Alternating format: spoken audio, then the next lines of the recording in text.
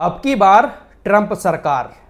आज से ठीक 5 साल पहले आपने यह नारा हमारे देश के प्रधानमंत्री माननीय श्री नरेंद्र मोदी जी के मुंह से सुना था, लेकिन उस बार ट्रंप सरकार नहीं बन पाई।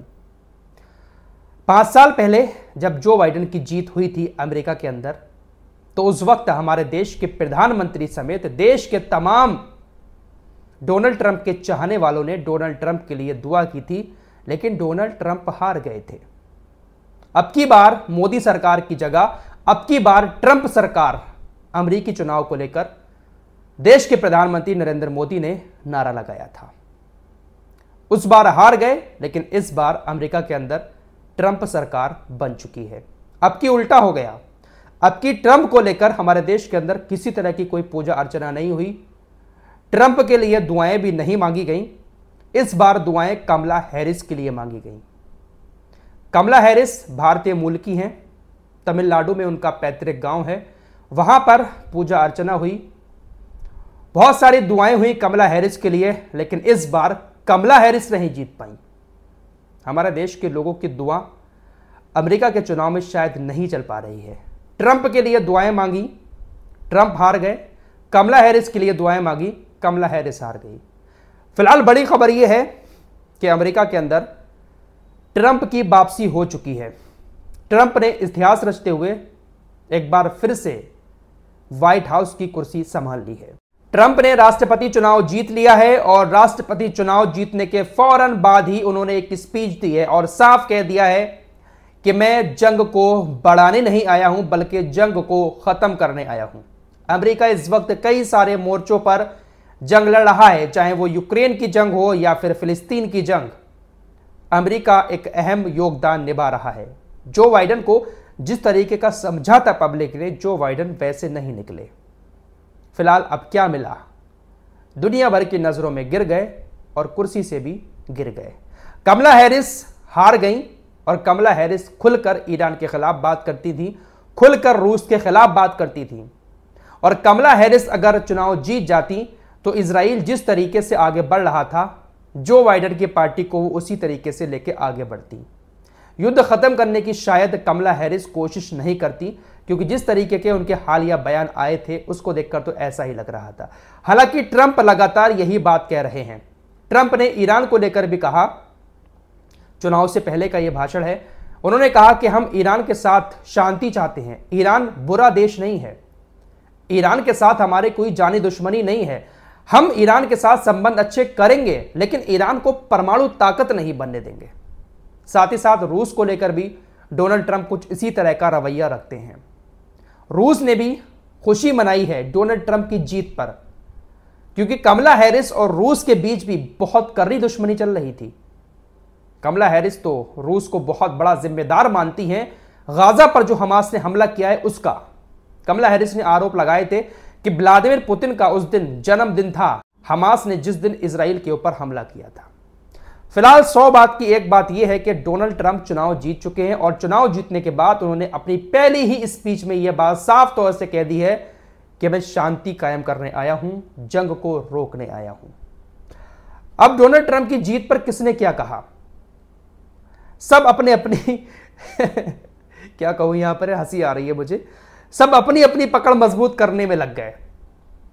उधर तुर्की के राष्ट्रपति ने भी अपना दोस्त बताते हुए कि my dear friend Donald Trump, आपको जीत की, ऐतिहासिक जीत की बहुत बहुत बधाई हो।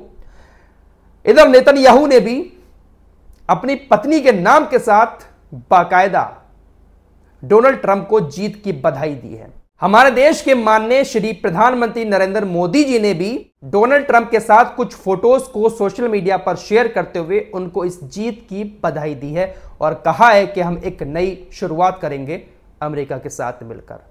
और भी तमाम लोगों ने डोनाल्ड ट्रंप को, तमाम देशों के नेताओं ने बधाई दी है। इजराइल तो खासकर आगे बढ़ेगा, इजराइल तो और पटाने की कोशिश करेगा नेतन्याहू और बड़ा चढ़ाकर बधाइयां देगा, ताकि जो काम जो बाइडेन कर रहे थे वही काम डोनाल्ड ट्रंप भी करें। फिलहाल इधर अमेरिका के चुनाव खुल रहे थे, इधर इजराइल के अंदर बवाल मच गया और बवाल ऐसा मचा है कि जो नेसेट है वो टूटने की कगार पर आ गया है।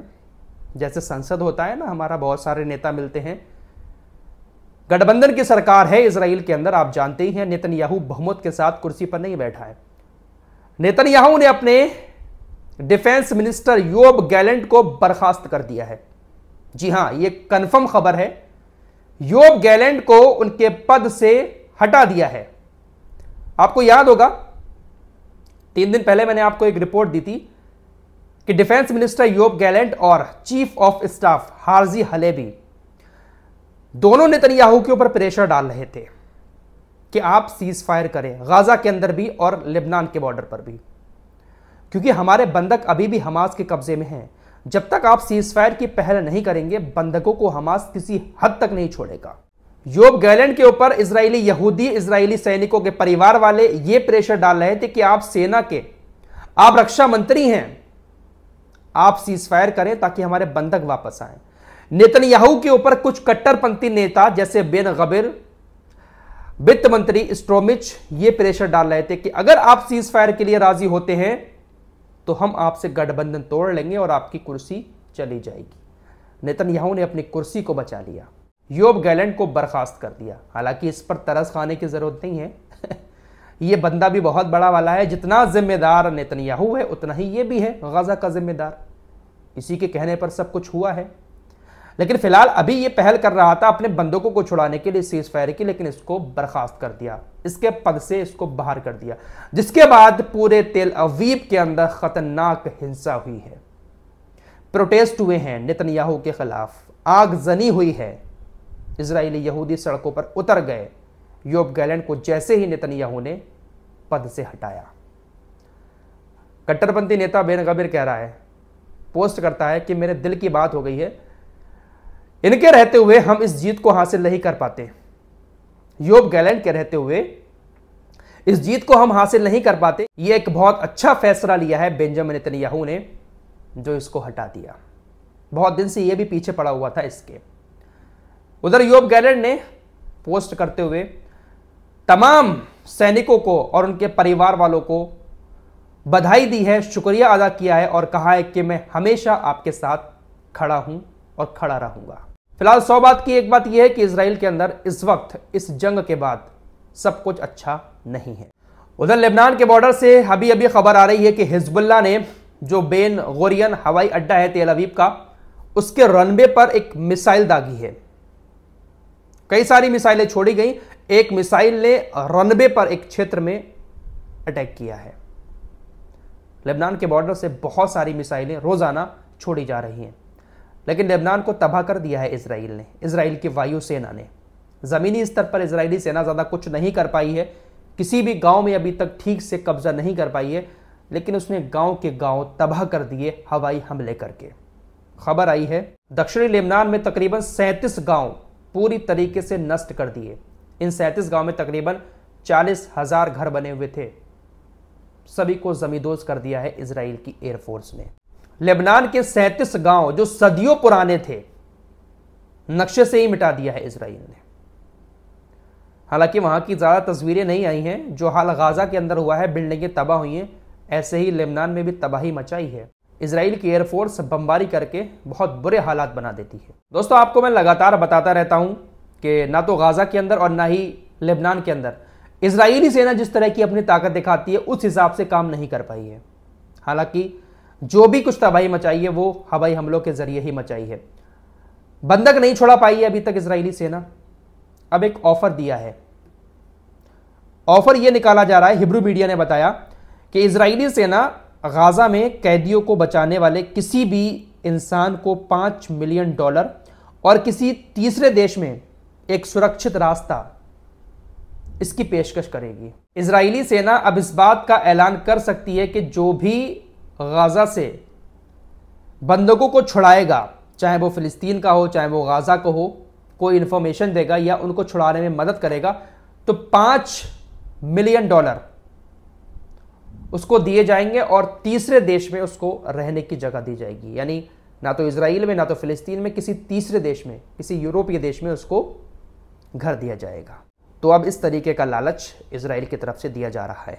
ईरान की IRGC एरोस्पेस के फोर्स कमांडर हाजीजादे कहते हैं कि जब हम खुर्रम शहर मिसाइल दागते हैं तो वो टारगेट तक पहुंचते पहुंचते 80 रॉकेटों में तब्दील हो जाती है। अगर हम 100 मिसाइलें छोड़ते हैं तो टारगेट पर पहुंचते पहुंचते वो 80,000 स्थानों पर जाकर गिरेंगे। खुर्रम शहर इनकी जो मिसाइल है, जब वो टारगेट पर पहुंचने वाली होती है तो सिर्फ वो एक मिसाइल नहीं होती है, उसमें से 80 रॉकेट निकलते हैं। तो कहा कि अगर हम 100 दागेंगे तो ये 80,000 हो जाएंगे। जब ये टारगेट पर पहुंचेंगे तो अलग अलग स्थानों पर 80,000 रॉकेट गिरेंगे। ईरान अपनी ताकत लगातार दिखाता रहता है और बताता रहता है कि हमारे पास इतनी ताकत है, इतनी ताकत है। फिलहाल डोनाल्ड ट्रंप चुनाव जीत चुके हैं। अब देखते हैं कि आने वाले दिनों में किस तरह की रणनीति डोनाल्ड ट्रंप अपनाते हैं। जल्द ही हमारे सामने ये सारी बातें आ जाएंगी कि डोनाल्ड ट्रंप किस लाइन में जा रहे हैं। इस रिपोर्ट में इतना ही। कुछ और खबरों के साथ फिर हाजिर होऊंगा। तब तक के लिए अपना ख्याल रखिएगा। अल्लाह हाफिज़।